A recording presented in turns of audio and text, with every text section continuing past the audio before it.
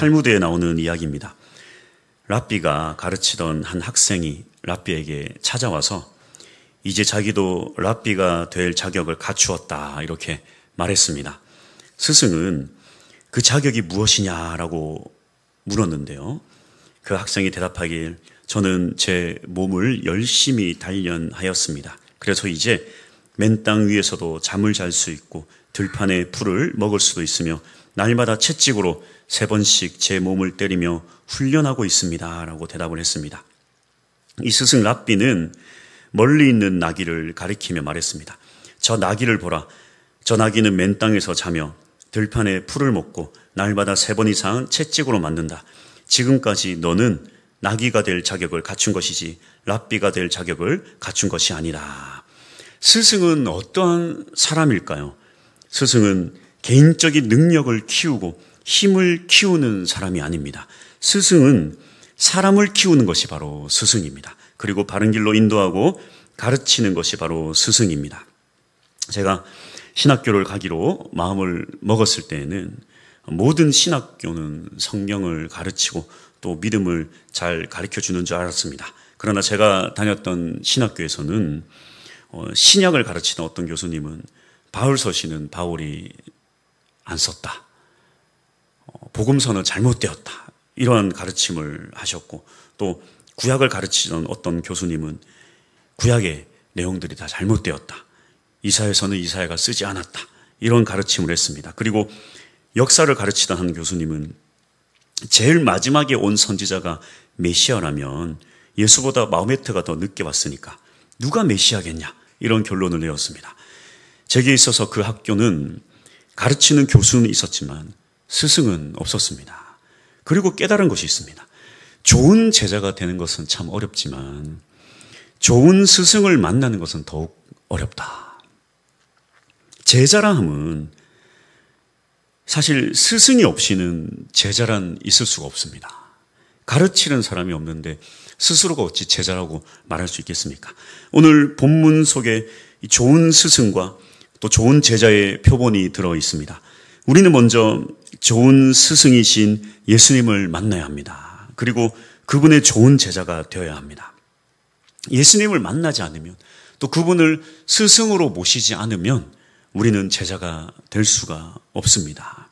하지만 우리는 거기서 멈출 수 없고 또 좋은 제자가 되어서 결국에 스승에게 잘 배워서 나도 나 자신도 제자를 키워낼 수 있는 그러한 스승이 되어야 할 것입니다.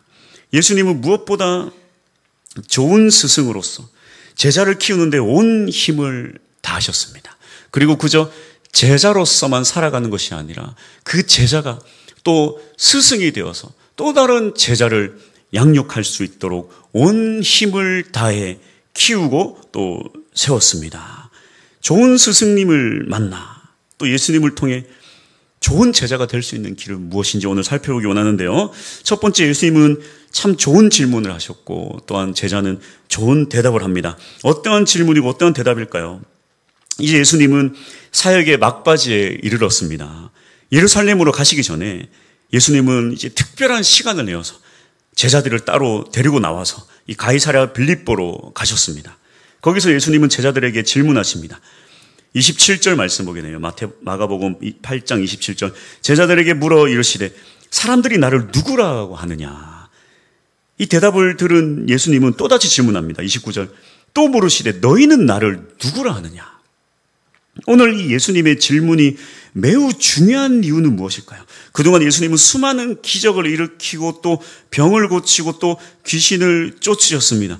그리고 예수님은 오병이어의 기적으로 5,000명을 먹이시고 또 오늘 본문 8장의 처음 부분에는 7병이어로 4,000명을 먹이기까지 하셨습니다. 이러한 기적들로 인해 수많은 무리들이 예수님을 따랐습니다. 제자들도 예수님을 쫓았지만 제자들뿐만 아니라 수많은 무리들도 예수님을 다 쫓았던 것입니다. 과연 예수님을 쫓는 것만으로 예수님의 제자가 될 수 있을까요? 이 질문에 답이 있습니다.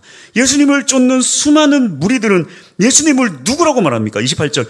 제자들이 여짜와 이르되 세례 요한이라 하고 더러는 엘리야 더러는 선지자 중 하나라 하나이다.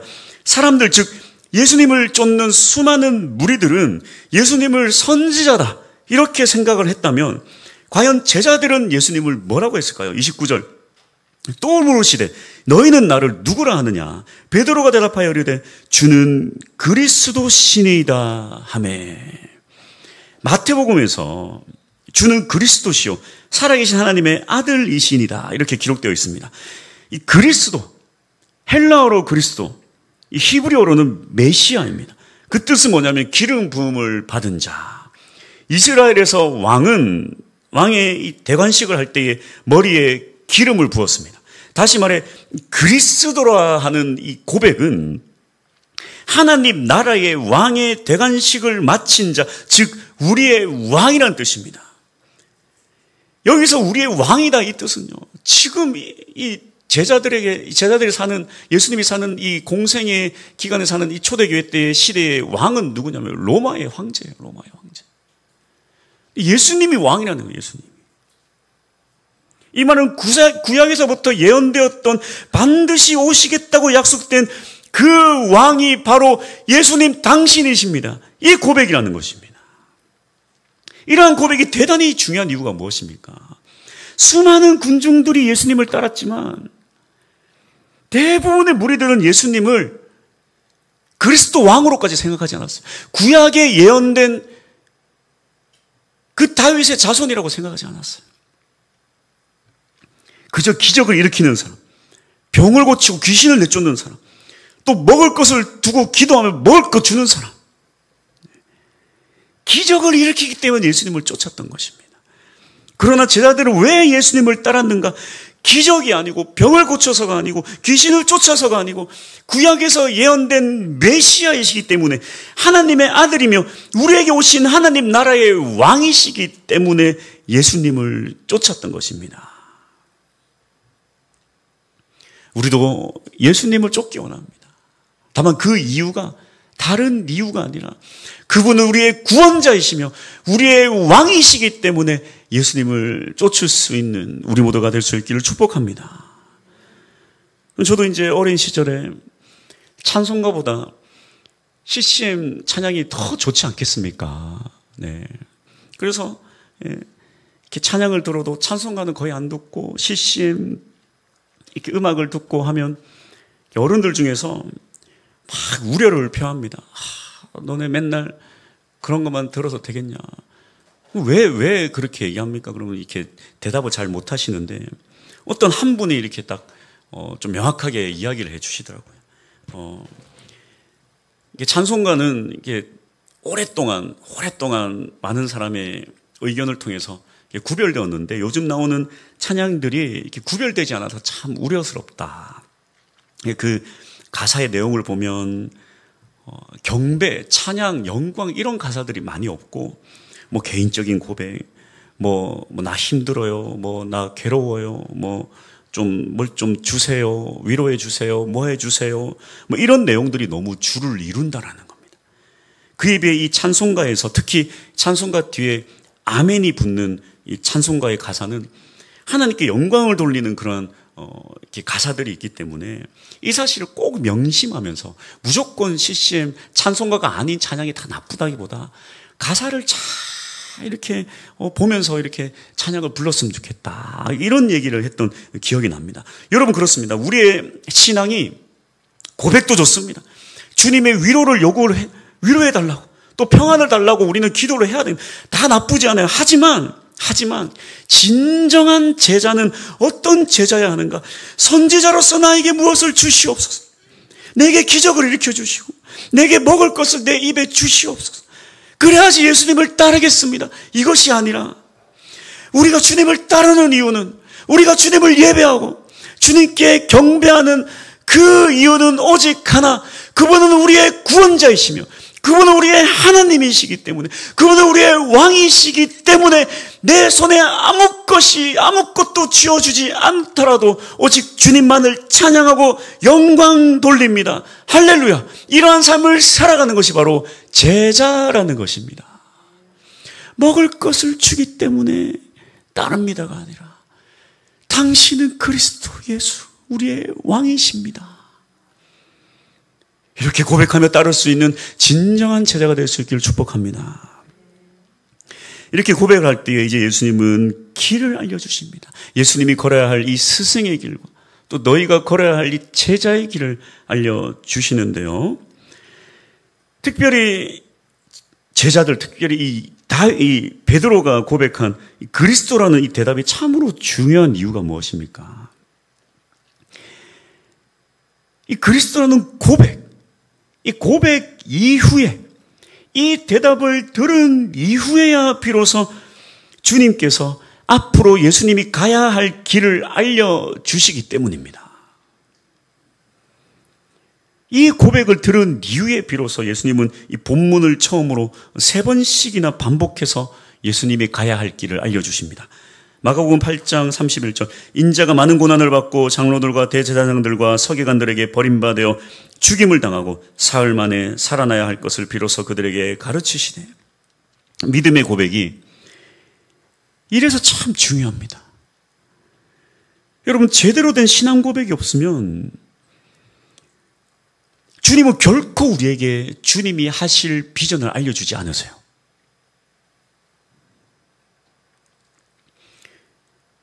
주님은 주님의 비전을 우리에게 보여주시고 알려주시기 원하시지만 아무에게나 보여주고 알려주지 않으십니다. 이 믿음의 고백. 먹을 거 주세요. 기적을 일으켜주세요. 이런 군중들의 고백이 아니라 주는 그리스도시요 살아계신 하나님의 아들이십니다. 진정한 그분을 왕으로 오시는 그 고백이 있은 후에야 예수님께서는 예수님이 가실 일, 하셔야 될 일, 예수님의 비전, 그 미래를 우리에게 보여주시고 알려주시는 것입니다. 그래서 여러분, 제대로 된 신앙 고백이 참으로 중요합니다.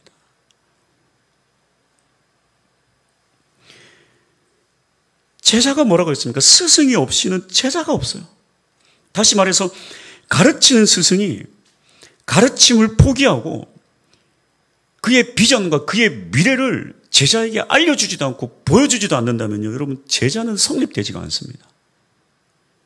사실은 예수님께서도 예수님을 따르는 군중들에게 스승으로서 가르침을 시도하기는 하셨어요. 그들에게 가르쳤습니다. 먹는 것, 육의 양식만 쫓아다니지 말고 영의 양식을 사모해야 된다 가르쳤어요. 그러나 그 군중들은 어떻게 했습니까? 요한복음 6장 66절 그때부터 그의 제자 중에서 많은 사람이 떠나가고 다시 그와 함께 다니지 아니하더라.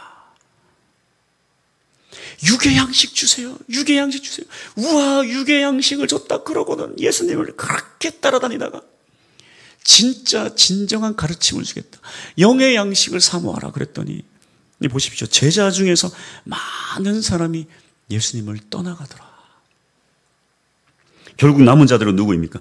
요한복음 6장 67절 68절 예수께서 12 제자에게 이르시되 너희도 가려느냐? 시몬 베드로가 대답하되 주여 영생의 말씀이 주께 있사오니 우리가 누구에게로 가오리이까? 진정한 제자는 스승의 길을 같이 걷는 자입니다.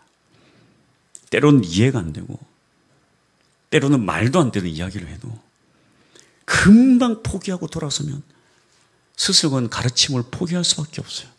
무엇을 가르치겠습니까? 영의 양식 사모라 그랬는데 야, 뭐 어렵다, 말도 안 된다, 다 떠나가 버리고 다시는 예수 곁에 오지도 않는데 무슨 스승이 되어서 그들을 가르칠 수 있겠습니까?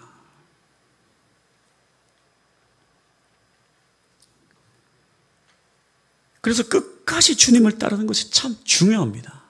그리고 예수님에 대한 올바른 고백이 참으로 중요해요. 결국에 이 베드로의 고백으로 예수님은 이제 자기가 걸어야 할 그 길을 알려주시기 때문입니다. 하지만 예수님이 지금 알려주시는 이 말은 드러내놓고 하시는 이 말씀은 참으로 어려운 말씀이고 소화가 되지 않는 말씀이에요. 그분은 그리스도, 우리의 왕이라고 고백했는데 세상에 충격적이게도 우리의 왕이 그가 걷는 길은 온 대적들을 다 죽이고 승리하는 길이 아니라 잡히고 버림받고 죽임을 당하는 길이라는 것입니다. 베드로는 예수님의 수제자였지만 도저히 예수님의 이 길을, 그 비전을 받아들일 수 없었습니다. 32절, 드러내놓고 이 말씀을 하시니 베드로가 예수를 붙들고 항변하다. 아주 거칠게 대항하다. 그런 뜻이에요. 거칠게 반항하다. 여러분, 제자의 길을 걷기 원하십니까? 그러나 다시 한번 생각해 봐야 됩니다. 과연 저와 여러분은 제자의 길을 진짜 걸을 수 있겠습니까? 이 제자의 길이 어떤 길입니까? 잡히고 버림받고 죽임을 당하는 길인데 그 길을 걷겠습니다. 다짐할 수 있겠습니까? 이게 지금 쉬운 일입니까? 이게 당장에 지금 예수님과 함께 죽겠습니다. 여러분 말할 수 있겠습니까? 그러니까 베드로의 항변은 충분히 이해할 만한 항변이지만 예수님 어떻게 반응하세요? 아주 신랄하게 베드로를 꾸짖으십니다. 33절, 예수께서 돌이키사 제자들을 보시며 베드로를 꾸짖어 이르시되 사탄아 내 뒤로 물러가라. 내가 하나님의 일을 생각하지 아니하고 도리어 사람의 일을 생각하는도다 하시고, 바라기는 우리 모두가 스승의 길을 걸을 수 있는 제자들이 될 수 있기를 축복합니다. 스승의 길을 포기하고 스승마저도 그 길을 갈 수 없다, 항변하고 대항하는 것은 사탄의 길이다, 예수님께서 말씀하고 계세요. 그 길은 하나님의 길이 아닌 사람의 길이고 사탄의 길이다. 그렇게 자신의 길을 말씀하신 예수님께서는 이제 제자들이 걸어가야 할 길도 알려주십니다.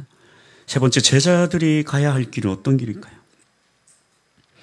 마가복음 8장 34절, 무리와 제자들을 불러 이르시되 누구든지 나를 따라오려거든 자기를 부인하고 자기 십자가를 지고 나를 따를 것이니라. 예수님께서는 자신의 제자가 되려고 하는 사람들에게 뭐라고 하십니까? 자기를 부인하라. 이걸 단순히 문자 그대로 번역을 하면 이렇게 됩니다. 자신에게 아니오라고 말하라. 제자라 함은 자신에게 아니오라고 말하고 그리스도에 대해 예라고 말해야 합니다. 제자의 길은 예수님의 십자가의 죽음을 가로막는 것이 아니라 오히려 그 죽음에 동참하는 길입니다. 왜 베드로에게 사탄이라고 했습니까? 여러분, 예수님께서 이 공생애를 시작하시기 전에 이 광야에 40일 금식 기도를 하시고 이 광야에서 어떠한 시험을 당하셨어요? 그 시험의 핵심이 무엇입니까? 사탄이 어떻게든 예수님이 십자가의 길을 가는 걸 막으려 했다는 거예요. 사탄이 해야 될 일은 집요하게 예수님으로 하여금 십자가의 길을 가지 못하게 하는 것입니다. 이게 사탄이 할 수 있는 가장 큰 일이에요. 예수 그리스도의 십자가를 지는 것, 이것을 방해하는 것이 사탄의 가장 큰 일입니다. 다시 말해서 이미 예수님은 십자가 지시고 죽으시고 부활하셨습니다. 지금 이 시대에 와서 사탄이 해야 할 가장 중요한 일은 무엇일까요? 그의 제자들이 자기를 부인하고 십자가를 지고 따르지 못하게 하는 것이 바로 사탄이 해야 할 가장 큰 일이라는 것입니다. 지금 사탄에게 있어서 가장 중요한 일이 바로 이것입니다.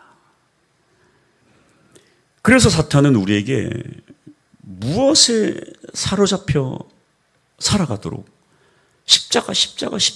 십자가를 바라보지 못하고 다른 거 생각하게 만든 게 있어요. 그게 뭐냐면 마가복음 8장 35절, 누구든지 자기 목숨을 구원하고자 하면 잃을 것이요. 세상 사람들은 말할 것도 없고 예수를 따르겠다는 제자들까지도 자기 목숨을 위해 살아가며 자기 목숨을 구원하기 위해 몸부림치며 살아가게 하는 것입니다. 이게 바로 사탄의 전략이에요. 어떻게 하면 잘 살까? 어떻게 하면 잘 먹을까? 어떻게 하면 내 자식이 잘 될까? 어떻게 하면 내 가족이 잘 살까? 어떻게 하면 힘들지 않게 우리의 자식이, 우리의 가정이 힘들지 않게, 어렵지 않게 잘 살아갈 수 있을까? 어떻게 하면 하루하루를 버티며 살아갈 수 있을까? 어떻게 하면 내 미래는 안정될까? 어떻게 하면 내 노후는 안정될까? 어떻게 하면 나는 보장을 받으며 이 땅 가운데 문제없이 잘 살아갈 수 있을까? 어떻게 하면 내 자식이 나의 길과는 다르게 편안한 길을 갈 수 있을까? 어떻게 하면 이 땅 가운데 아무런 어려움 없이 정말 누군가의 품에 푹 안겨서 자라갈 수 있을까? 어떻게 하면 자기 목숨을 구원하고자 힘을 쓰며 살아갈 수 있을까?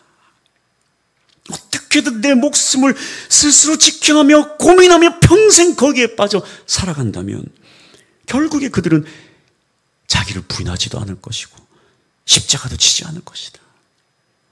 그렇게 평생을 살아왔는데 어떻게 자기를 부인합니까? 하나 내려놓기 쉽지만 그것이 쌓이고 쌓여서 10개가 되고 100개가 되고 1000개가 되고 10,000개가 되고 억개가 되면 그걸 언제다 내려놔요? 하나도 못 내려놓고 평생 거기에 휘둘리며 살아가 죽게 만드는 게 이게 사탄의 전략이에요.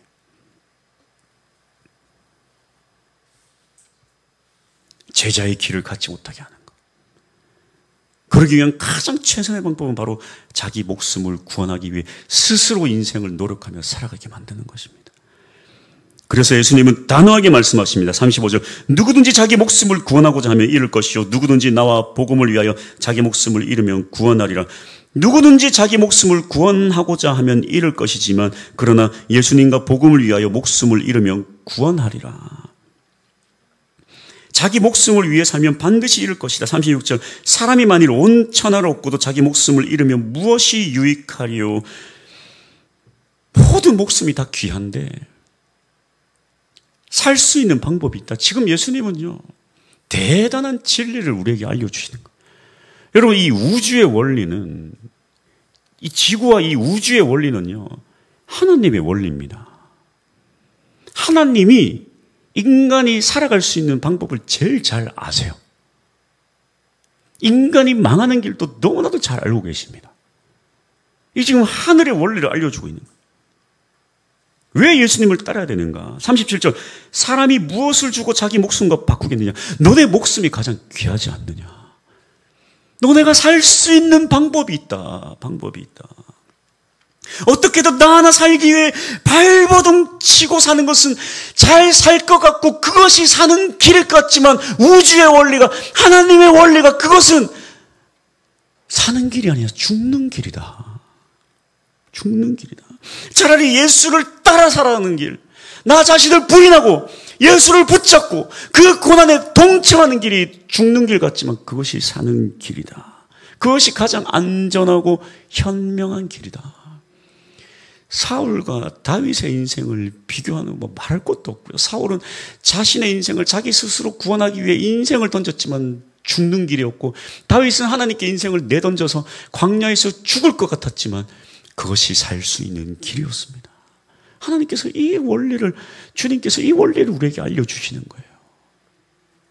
이 원리를 모르는 수많은 사람들이 사울처럼 살아가는 것입니다. 어떻게든 살아야 돼, 살아야 돼, 살아야 돼. 그리고 죽음의 길로 가고 있는 것입니다. 예수님의 제자들을 보십시오.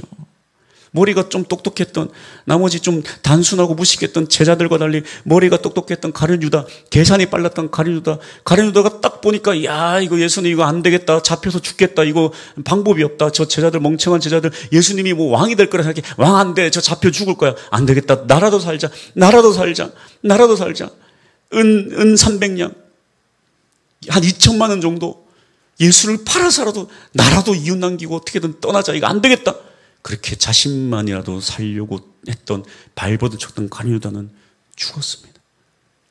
그러나 연약하지만 그럼에도 불구하고 끝까지 예수님을 따랐던 그의 제자들, 죽고자 십자가의 길을 걸었던 그들은 결국 영생을 얻었고, 더 나아가 이 땅 가운데 교회를 세우고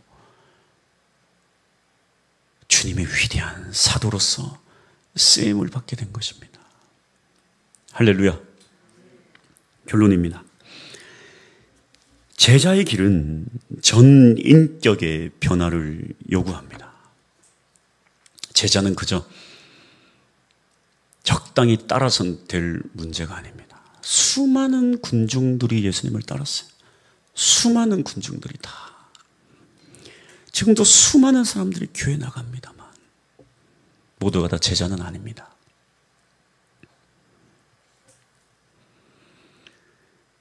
예수님은 가이사랴 빌립보에서 많은 시간을 할애하며 제자들을 깨우쳤습니다. 예수님은 죽음을 이야기하셨지만 그것은 새로운 출발이었습니다. 십자가와 죽음을 이야기했지만 그걸로 끝이 아니라 부활도 이야기하셨습니다. 완전히 새로운 세상이 열리는 길까지 예수님은 알려주셨습니다. 그리고 이제 제자들에게도 새로운 인생, 새로운 그림을 그리도록 요구하고 있는 것입니다. 무엇입니까? 첫 번째, 자기 생각에서 하나님의 뜻으로 다 바꾸라는 것입니다. 그리고 지금 자신의 유익에서 하나님 나라를 소망하며 살아가는 것입니다. 그리고 지금을 누리며 살아가는 것에서 섬김과 희생의 삶을 살아가라는 것입니다. 이게 한 번에 안 되는 거예요. 여러분 예수님 직접 오시면 세상이 바뀔 것 같지만 그러지 않아요. 예수님 이 땅에 오시지 않았습니까? 2000년 전에. 예수님 이 땅에 오셨지만 변화되지 않아요. 바리새인 지도자들 말할 것도 없고 서기관들 말할 것도 없고 제자들도 한 번에 안 돼요. 한 번에 안 됩니다. 지금 이 길을 가겠다고 하니까 안 된다고 베드로가 난리쳐요. 한 번에 안 돼요. 그래서 예수님은 3번이나 반복해서 그들을 가르쳐 주셨어요. 3년을 공생애 동안 같이 다니고 3번 동안이나 죽고 부활할 것이다. 너희도 십자가의 길을 가라. 3번씩이나 그를 가르쳤습니다. 또 죽으시고 부활하심으로 그러한 삶을 살도록 하셨습니다. 여러분 이것이 바로 예수님 사역의 전부예요. 착각하지 마세요. 예수님이 온 세상을 변화시킨다고요? 예수님이 온 세상 다니시면서 예수님 혼자 다니시면서 온 세상 변화시킨 게 아닙니다. 보십시오. 예수님의 사역의 전부는 제자를 세우는 것이었어요. 군중들 다 붙잡고 세상을 변화시킨 게 아니라 그 제자들 붙잡고 씨름하셨던 것입니다. 그 제자들을 세우는데 자신의 사역의 전부를 사용하시고 그들의 끝까지 가르치시고 또 십자가의 죽으심으로 보여주시고 부활하심으로 그들이 세상을 변화시키도록 제자로 세우신 게 바로 예수님의 사역의 전부예요.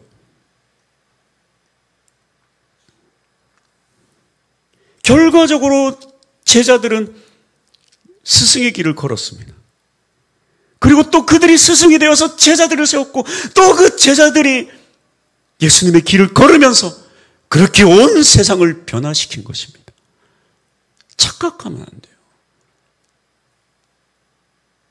하나님이 하시는 일의 방법이 이겁니다. 구약에서도 하나님이 이스라엘을 출애굽 이끈 게 아니라 모세를 사용하신 거예요. 이게 하나님이 일하시는 방법입니다. 예수님의 사역의 방법이에요. 예수님이 온 세상을 변화시키는 게 아니라 제자를 세우는데 예수님의 공생의 전부를 사용하신 것입니다. 다시 말해서 지금 이 시대에도 마찬가지예요. 예수님이 온 동네 다니면서 온 동네 예수님이 다니면서 세상을 변화시키는 게 아니에요. 하늘에서 막 하나님 음성을 주셔가지고 막 예수 안 믿으면 죽는다고 우르르 하시는 게 아니란 말이에요. 지금도 마찬가지예요. 예수님의 이 가르침을 받들어서 제자의 삶을 살아가는 이 제자들을 통해서 세상을 변화시키는 것입니다. 이 말은 즉슨 세상이 변화되지 않는 것은 주님께서 일하지 않는 게 아니라 제자들이 사라진 것입니다. 주님은 여전히 일하고 계신데 이 세상이 변화되지 않는 것은 주님이 일을 멈춘 게 아니라 주님의 그 가르침을 받들어 살아가기로 결심한 제자들이 사라진 거예요. 제자들이 다 사라지고 없기 때문입니다. 제자들이 사라졌으면 물론이거니와 그 다음 제자들을 양육하는 이 제자 양육 시스템이 다 망가져 버렸다는 거예요. 하나님 나라의 학교가 완전 붕괴되어 버린 것입니다.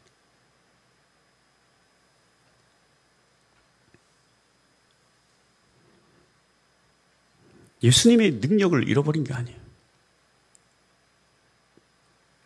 제자들이 사라진 거죠. 제자들이 다 죽어버렸어요. 다 자기 삶 찾아 다 떠나버렸어요.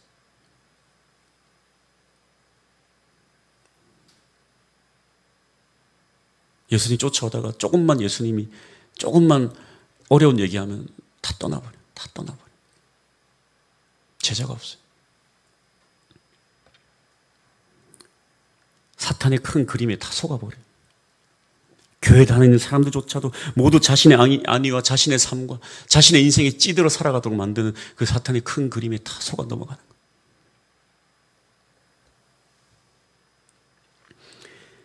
이게 참 이 시대의 가장 큰 비극입니다. 교회 안 다니는 사람이나 교회 다니는 사람이나 예수를 안 믿는 사람이나 예수를 믿는다는 사람이나 다 똑같이 삶에 찌들어 살아가는 거예요. 그저 예수께 나와서 하루 살아가는 인생, 내 인생 좀 살려달라고, 내 인생 좀 구원해달라고. 세상과 똑같은 기도 제목, 세상과 똑같은 목적을 가지고 살아가는 거예요. 이 시대 가장 큰 비극입니다. 제자들이 다 죽어버렸어요. 헬리나오에는 제네시의 일기에서 이렇게 말했습니다. 내가 하기 싫은 일을 하도록 끊임없이 요구받고 있다면 내가 상상하는 것보다 훨씬 크고 중요한 사명에 나를 쓰시려고 준비시키려는 하나님의 뜻이 있다. 제자랑함은 스승이 원하는 삶을 살아가는 것입니다. 스승은 항상 말도 안 되는 요구를 해요. 스승은 항상 말도 안 되는 요구를 합니다. 그 뜻을 알기까지는 쉽지가 않아요. 쉽지가 않아요. 하지만 진짜 그 스승의 길을 걷고자 한다면 그 사명을 붙잡고 나아가야 하는 거예요. 이 시대 보십시오. 교회 관련된 모임들 제가 이리저리 가지 않습니까? 모든 모임을 이 모임 가고 저 모임 가도 부흥을 말하지 않는 모임이 없어. 다 말합니다. 부흥. 이 시대가 살아내야 된다. 교회가 살아내야 된다. 교회가 살아내야 된다. 하지만 변화를 말하는 사람 별로 없습니다. 희생을 말하지 않습니다. 헌신을 말하지 않습니다. 죽음은 꺼낼 수도 없습니다. 그러나 우리의 스승이신 예수님을 말씀하십니다. 누구든지 자기 목숨을 구원하고자 하면 잃을 것이다. 그러나 나를 위해, 복음을 위해 살면 살 것이다. 사는 방법을 알려주세요. 이게 바로 제자의 삶입니다. 이게 거꾸로 됐어요. 거꾸로. 자기를 부인하고 십자가를 지는 이 과정을 다 생략하고 주님 앞에 나아가는 것입니다. 군중의 삶이에요. 군중의 삶. 제자가 될 수 있기를 축복합니다. 제자가 되어 주십시오. 이 시대는 제자가 필요합니다. 예수를 위해 자신의 삶을 던질 수 있는 사람. 이 시대 교회를 위해 눈물을 흘릴 수 있는 사람. 이 시대 이 하나님의 뜻을 위해 이 땅을 바라보시는 예수 그리스도의 그 눈물을 같이 흘려줄 수 있는 사람. 예수님을 외롭게 하지 않는 사람. 내 인생에 함몰되어 살아가면 예수님의 눈물이 보이지 않아요. 주님 앞에 나와서 내 인생 하다 보면 예수 그리스도의 그 십자가 보혈의 눈물이 보이지가 않아요. 그래서 평생 예수님 모른 척하고 살아갑니다. 더 무서운 것은 그러면서도 나는 예수 잘 믿었다 착각하고 살아가는 거예요. 사탄의 유혹을 보십시오. 예수님을 향한 사탄의 유혹. 그 내면을 보면 하나님을 시험하고 자신의 영광을 위해 살라는 그 내면의 무서운 시험이 있지 않습니까? 하나님께 달라 이 돌이 떡이 되게 해달라. 너 40일 금식하지 않았냐? 너 뛰어내려라. 천사들이 구원해 줄 거다. 하나님의 아들 아니냐? 똥똥거리며 살아라. 주님을 의지하며 나아갈 수 있는 진정한 제자들이 될 수 있기를 축복합니다. 찬양합시다.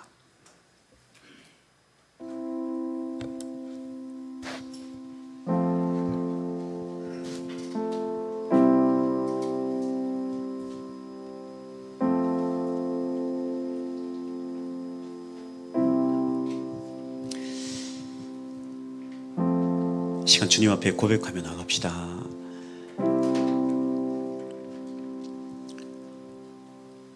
여러분, 우리의 삶이 그렇습니다. 주님은 우리를 괴롭히려고 작정하신 분이 아니세요. 어떻게든 망하게 하고 너를 부인하고 십자가 길을 걸음으로써 완전히 인생 망하게 하기 위해 작정을 하신 분이 아니십니다. 우리가 착각을 해요. 그렇게 예수님처럼 살면 나 망하는 거 아닌가.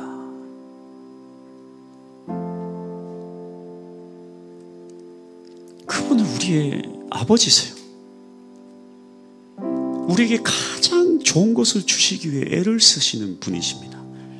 근데 그 좋은 것을 주지를 못하는 거예요. 주지를 못해요. 그거 받으면 문제되니까. 가장 좋은 것 주시기 위해 훈련을 해야 되는데 이 훈련 학교에 아무도 들어오지를 않으니까 텅텅 비는 거예요.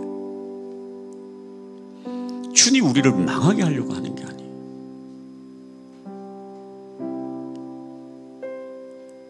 주님 우리가 온 세상이 복이 되는 게 주님의 뜻입니다. 그 복의 관점은 하나님께 영광 돌리며 살아가는 자가 어떻게 하나님께서 인도하시는 걸 세상에 보여주고자 하시는 거예요. 우리들 다 내버려 두고 하나님이 직접 나타나서 우르르쾅쾅 내가 하나님이다 여호와 하나님이다 하는 게 아니라 하나님의 자녀들이 이 땅 가운데 어떻게 살아가는지 보여주고 싶은 거예요. 근데 그거 다 뿌리치고 내 인생 하며 살아가니까 보여줄 수 있는 게 아무것도 없어요. 사실 제자의 길은 하나님의 놀라운 축복의 길이라는 거예요. 근데 지금 그 훈련의 학교 들어가는 그게 좀 어렵다는 것입니다.